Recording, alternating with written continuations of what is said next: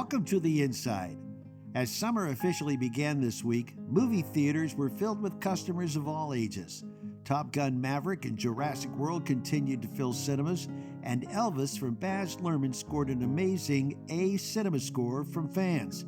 And after 2 COVID years of presenting their feature films and streaming platforms, Pixar brought Lightyear back to the big screens everywhere and thrilled young fans and old. I am Jim Chabin in Los Angeles, and with me is our co-host, Wim Byens. He serves as CEO of Cineonic, and he joins us live from Brussels, Belgium, where it's evening. Good evening, Wim. Hey, good morning, Jim. Good to hear you. Do you have a feeling of just being kind of happy about what's happening at the box office this week? You know, it's hard to keep up with it, right? So in a positive sense. So I think that one thing is watching all the movies on the big screen, which takes a lot of great time to do so.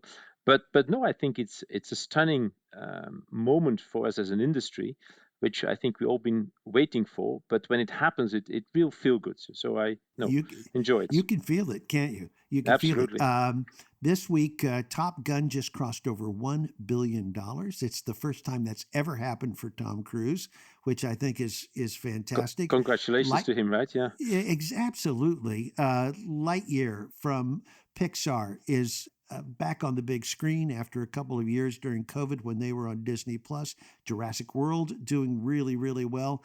And then, of course, Elvis. Have you seen Elvis? Yeah, I had the pleasure this weekend, right, when it opened up also in our territories. So I, after the fantastic podcast we had, I couldn't, wait and watching Elvis, and I find it a stunning, a stunning movie. And I was there with my wife, multiple our friends, and so on, and I asked, what do you think about it? Is it as emotional as I feel it now? And I think it was. So I think it's one hell of a movie, by the way. Yeah. The podcast we had together with Steve Binder was spot on, kind of thing. It was great, to combine those two. Yes. But bringing a story like that on the big screen again was very well done. Very well done. Love the movie. Wim, we have a great show today. We're going to take our listeners inside of Pixar Studios and the making of Lightyear. But before we do, we thought it might be great just to check in with our friend Paul Dergarabedian. Paul is the senior analyst of Comscore, and you see him regularly on CNBC and elsewhere. He'll give us a snapshot of where we go, and then we'll go to Pixar and Buzz Lightyear. Paul Dergarabedian, welcome. It's great to be here, Jim and Wim. Oh, man. Well, there's a lot going on at the box office, so we have some questions for you. Are you ready? I'm ready. Let's go. Yeah, we appreciate you, Paul, for your busy schedule, right?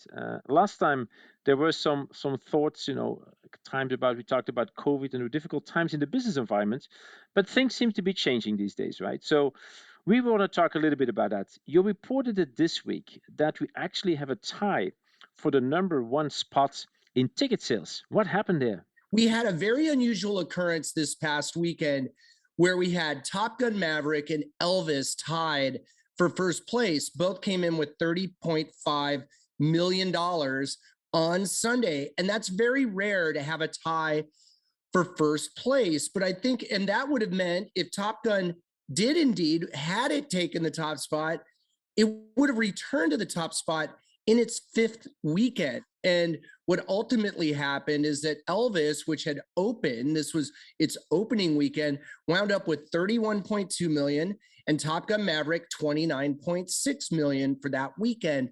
But let's not cry for Top Gun Maverick. That film crossed the $1 billion mark and gave Tom Cruise his first $1 billion movie. And Top Gun Maverick, to me, was the perfect movie at the perfect time, because you could argue pre-Top Gun Maverick that the films that were doing well were aimed at 18 to 24-year-olds. But it seems to me that what Top Gun Maverick said was, it doesn't have to be a superhero movie to be successful. The adult audience is back, meaning the more mature moviegoer. And that's really good news for the industry. So the key to those kinds of numbers are the 4 quadrants, as the studios call it, 4 quads. Yeah. And that is young folks, young males, young females, older males, older females. How are those buyer groups, those 4 quadrants, are they all coming back? How are they all doing? I think they are coming back. We wouldn't be seeing these movies all in that top 10. You have a family film in the mix with Lightyear. You've got a superhero movie with Doctor Strange. You've got Jurassic, so big IP. You've got a horror movie like The Black Phone. You've got Elvis. I mean, all these movies are just, every single one of them is aimed at a very diverse audience, which means you have to have the movies there that appeal to certain age groups and certain people, but some of these movies appeal to everyone. Like you said, the 4 quadrants, over 25, under 25, male, female, as the industry has looked at it for years. And if we're going to ever get back to 40 billion worldwide, which is the global, what has been typical globally over the past few years, we're going to need all those audiences around the world, all those different demographics to come out to the movies. How do you do that? You have a very interesting mix, a diverse, eclectic mix of movies, and that's what we've got going right now. And it looks like we're going to have some great movies coming up over the next few months, for sure. So, Paul, tell us about Elvis. Women were a big part of the success, right? Yeah. Tell us a little bit on who came to see Elvis. Well, Elvis, when you look at the data, it drew more mature viewers, it drew women. And remember, for a while there, it was thought that, women over 35 weren't going to come back to the theater, or that families weren't going to come back. And this is another data point that shows with Elvis that it's not just about 18 to 24-year-old males. That's sort of been the bread and butter, even pre-pandemic. But now we're just seeing that as the confidence of studios is coming back in lockstep with consumer confidence. That's really powerful, because you got to have the movies to get people in the theater. And I think for a while there, studio confidence obviously rocked by the pandemic, and they weren't going to put a big movie in a theater if there was no availability of theaters or audiences. But now we're back in a big way.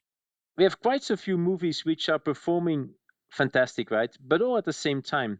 So what does it mean? Is overall, can we say that, are they meeting everyone's expectations, Paul? There's no greater sign of normalcy than having a bunch of movies duking it out at the top of the chart rather than just one movie dominating. So you've got a lot of really interesting movies, diverse content, chasing different audiences. I mean, we're back, because this feels positively like 2019, not thankfully 2020 or even 21, which saw the summer numbers plummet like no other, because obviously the effects of the pandemic. Are you telling us that we are getting back to the 2019 box office numbers also? Well, or what do you think is the trajectory right now? I think right now we're going to wind up with domestically, US and Canada, between $7.5 and $8 billion. Now, that's still lower than the pre-pandemic typical domestic market of 11 billion plus. But I say, considering where we were in 2020 with a total box office of $2.5 billion in North America, the year before it was over 11 billion. So think about that. And the interesting stat I looked at was that in 2020, at that point, we were at about 1.8 billion. And then the rest of the year only generated another, $700 million. And we wound up with like around 2.5 billion.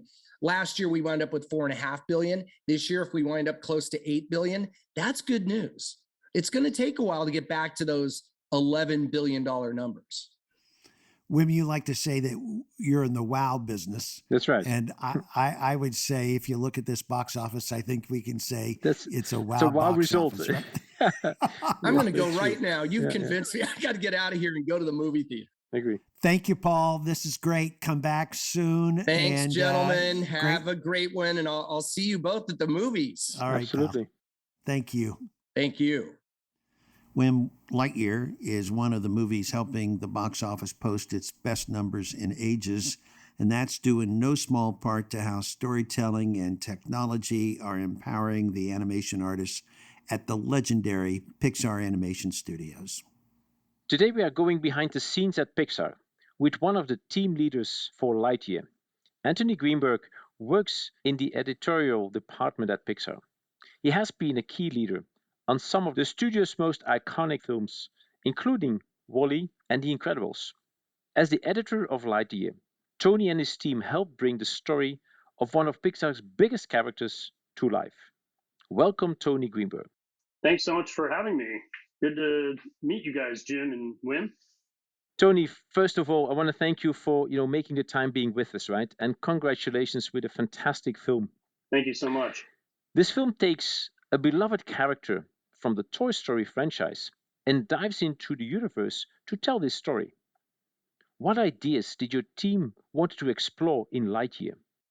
Well, thanks for having me on, and I love to talk about Lightyear. I love that you mentioned that it's our first movie actually in theaters in several years, because we really did make this movie to be a cinematic experience that you would have in a theater, to the point where we even worked out this is like Pixar's first full IMAX, full 1:4:3 aspect ratio experience that you could see IMAX. So that was a big part of why we wanted to do that. And Disney likes to have us keeping some of our most beloved characters alive in different ways.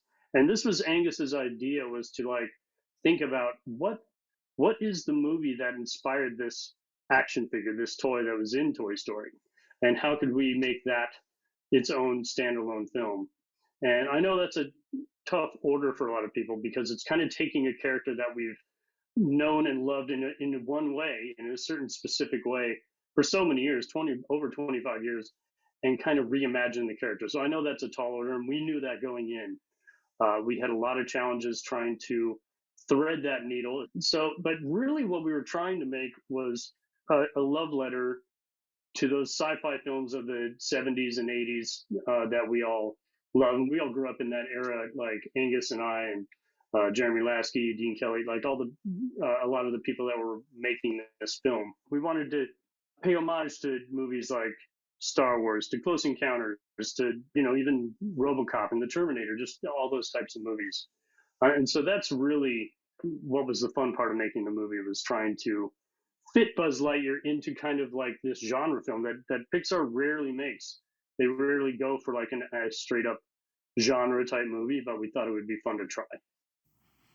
Tony, you and director Angus MacLean have been working on this project, we read, for 4 years, which always is mind-boggling to understand how much time you spend on storyboards to reels to the finished animation.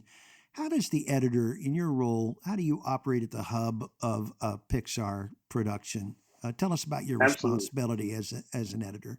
Yeah, so obviously the script is still, just like any movie, is going to be our main guide to what we're trying to achieve, what the spirit of the film is, and how it plays out. But that's really just to kind of, get the storyboard artists to draw the scene out, send it to editorial, record the dialogue and send it to editorial. And then we can kind of we can't just go crazy and do whatever we want, but obviously what we do is we usually cut it as ordered. This is the scripted version of the film, but we are more than welcome and encouraged to try alts, to try different things, to move things around, to break the sequence. You can, move moments around. You can change dialogue to make it clearer, and a series of conversations and a series of which way how would this work better? Like, we reframe it, so we get to be part of the conversation about like the camera placement, and we make the movie in a scratch form to get to what we call a brain trust screening. I can tell you about that in a little bit, but we get to a screen and we screen the film and we show it to what's called our Disney brain trust. And that's just a collection of different directors and creative leaders throughout the studio. And then we all sit in a room and talk about it and figure out like what was working, what wasn't. We get a lot of great notes for them. They're not prescriptive. This isn't from our executive team. This is a strictly creative conversation that we have here. And then we go back and start all over. And we do that about 7 times. We have 7 brain trust screenings throughout the 4-year cycle that it takes to make the movie. And it's not till about brain trust 6 or 7 that we actually start making the movie in earnest in animation, when it starts getting really expensive. The production workflow at Pixar seems to be constantly in flux. Characters, ideas, and storylines can be rewritten and reanimated until the very late. And you mentioned, in this case, a 4-year process. How are you able to preserve the original intent of your storyboard while changing in things when you make it? And how do you maintain the pacing of a film like this? That's a great question, and like that's one of the big job of mine is that one thing I really try and do is how much dialogue can I take out and still tell the story, and how can we talk to our layout artists and talk to our animators about like, okay, the character's saying this, but does that character need to say that? Can we just show that the character wants to do that by doing a certain action? So that's why we constantly make the film in these screening cycles over and over again, where all we have is dialogue and storyboards, and we have scratch score that we use from other films, and we have a giant library of sound effects. So that's how we compose the movie over and over again until we've watched it from beginning to end, and we say, okay, this is working. So now we need to execute this in animation. And so even though we're watching the movie that's all stills and storyboards, we try and keep the spirit of each of those moments alive as we go through our different parts of production, which is, going into layout and rough animation, and then getting into final polish animation, camera polish, and then into lighting. We just see it get better and better. And sometimes we get ideas throughout that process as well, and we can kind of change things as we go. But the farther along we get in production, the less and less choices we have, and the smaller and smaller notes we can make. Tony, Orson Welles is quoted as saying, "The notion of directing a film is the invention of the critics. The whole eloquence of cinema is actually achieved in the editing room."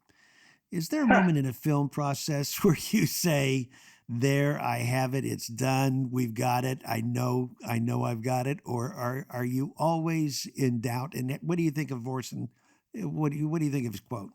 Well, I adore that quote, and I adore that that's a true filmmaker who understands like what an editor can do. And because I think, he also mentioned about like, it's not just cutting things from something that prematurely exists.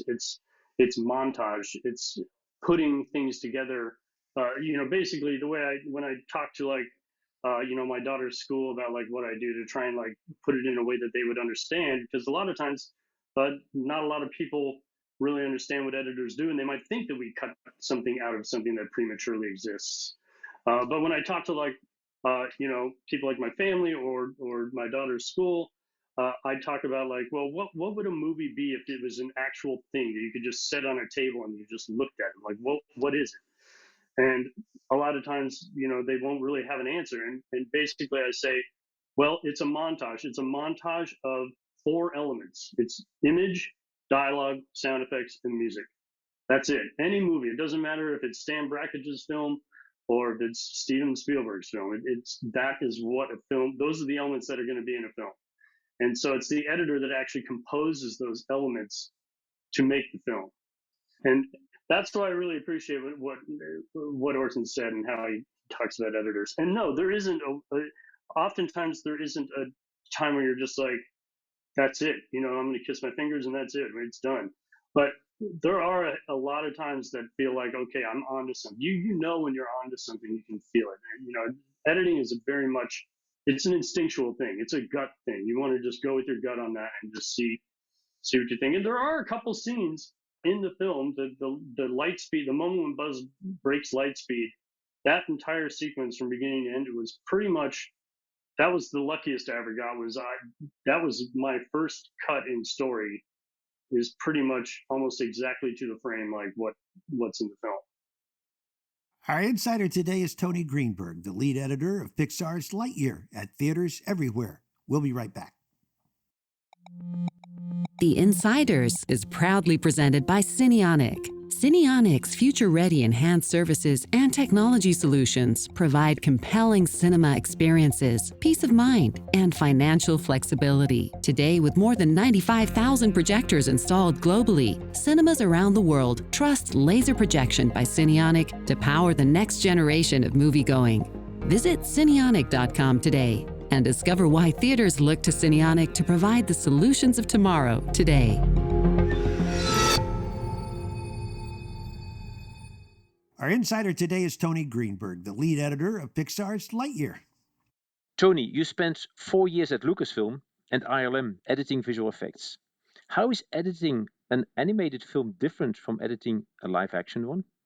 The biggest difference that I can see between an animation editor and a live action editor, and the live action editor oftentimes will work with dailies, will work with material that was shot either on location or on a set, acted by actors who have practiced their scripts and shot by cinematographers that know exactly what placement they're going to have and all the blocking and everything. And the difference is there is that I'm working with storyboards and dialogue. And so basically, we have to manufacture a lot of the acting, a lot of the moments that happen. So we're not just picking the best scenes or the best moments, we're actually having to manufacture those moments. I obviously would have loved to work in live action, but I also felt like being a visual effects editor, I was farther away. I just felt really distant from the actual creation of the story. And I felt more like a technician that was helping create a lot of the imagery, which was great. And I really respect what a lot of my colleagues in visual effects do. I just wanted to be closer to the story making process. And that's really what drew me to get to Pixar. And I think the big difference is that a live action editor is trying to make do with the shots that they've received, whereas in animation, we're working with storyboards and working with dialogue that may or may not be the final dialogue. And pretty much every line of dialogue that's in any animated film is a composition of several sessions that could have been, like, one of them could have been from 2 years ago, and another one was from last year, and then one was from the other week. And it all came together to make that one sentence. We speed up parts of the line and do all sorts, add vocalizations, add stutters and coughs and other things. We have to, all that has to be composed. Whereas in live action, a lot of that, I mean, you can do cutaways to kind of manipulate the performance, but really, we have a lot of control over the overall performance. And a lot of times, the actor might see the film and be like, wow, it was really great. And it's like, yeah, you were great, but we made it even better. Like we had a lot of manipulation in there. As with every great Pixar film, this movie has a big heart and a lesson. Buzz pursues his ambitions to fly and finish his mission. But as he does, we find that every time he departs into deep space, he is also missing 4 years of the lives of his friends and colleagues. It's a poignant theme about pursuing work at the cost of a personal life. A Pixar film takes 4 years to produce. Is there a common theme here that you all could relate to about the passage of time and balancing work and personal lives? That's a great observation and a great question, because that was exactly why we chose 4 years. And I'm sure there's plenty of scientists out there that might have a different take on the effects of time dilation. We're not nearly that smart, but we did get to just kind of randomly pick, like, well, what would it be? And we know that it takes 4 years, and that is what it's like a lot of times. Like, we are working in the trenches for so long, and then we emerge and we're like, oh, what happened? This is the world. Oh, wow, my daughter's in high school now. It's crazy. Okay. Obviously, it's not that extreme, but it is like it's a nod to the experience of working on a Pixar film.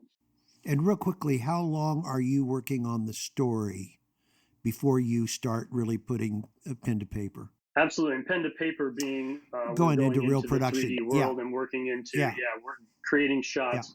Even though I worked on it for 4 years, Angus and Galen and Jason, our screenwriter, and even Dean Kelly, our story artist, we're working on it for another 18 months before that even. And Angus might have been working, I think Angus worked on it about 6 years really in all. But as we do the story process, the working in storyboards and with scratch dialogue and scratch the score and sound effects, that's usually about 2.5 years. And then we have a period where we're both flying the plane while we're building it, basically, is what we say. And it's basically like, we do have to start making the movie, but we are changing it still at the same time. So we might have certain sequences that are pretty far along in animation and other sequences that are back to the drawing board, and we're rewriting it and trying to figure out how we're going to connect those dots. But usually to make the film, it's going to take about 2 years once we actually start making it in earnest. But for the rest of the time, we're just operating in a scratch form. Lightyear made the return to the cinema, right, in a big way, and we all appreciate it very much, offering many large format experiences for viewers. How did this open up the storytelling opportunity for you and for Angus? Well, especially in a film like Lightyear that is supposed to have elements that feel like a spectacle, that evoke feelings in you so hard, like that it's just such a big experience to see it in the theater that you kind of lose sense of yourself.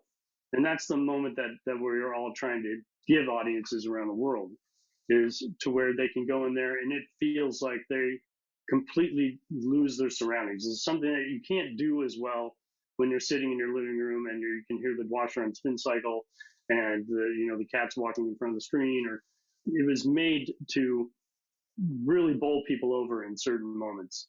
A lot of the light speed sequences and a lot of the action between Buzz and Zurg. It's one of the bigger action movies that Pixar's made, and we really wanted to lean into those capabilities that we have with our newest animation technology. Well, we saw it at a theater, and as usual the case when you see a Pixar movie, all the families come into the theater, and there are a lot of little voices talking to their parents and getting up and in and out of their seats, Yeah. and eating and chatting. And the lights go down. You must have went to a matinee. It was a matinee, and I like to see it with all ages. And so the lights go down, and the movie starts, and the little voices get quiet. Tony Greenberg, it's a great movie. It's showing everywhere. We recommend all of our friends and families to get out and see it. And great good luck. Thank you so much for being with us today. Thanks so much, James and Wim. And if you can, go see it in theaters. It's definitely worth it. It's worth it. Will do, Tony. Will do. Thank you, Tony. Thank you, Paul. Thank you, Wim. Our quote of the day comes from Tom Cruise, who tweeted out this week, "To all the films in release, to all the studios, to all the exhibitors, congratulations. To the audiences, thank you for venturing out and allowing us to entertain you." Thank you for listening. The Insiders is presented by Cineonic and produced by the Advanced Imaging Society in Hollywood. Our executive producers are Adam Castles in New York and Mike Piltzecker in Los Angeles. Brett Harrison produced today's show, and our technical director is Matthew Bach-Lombardo. This is AIS.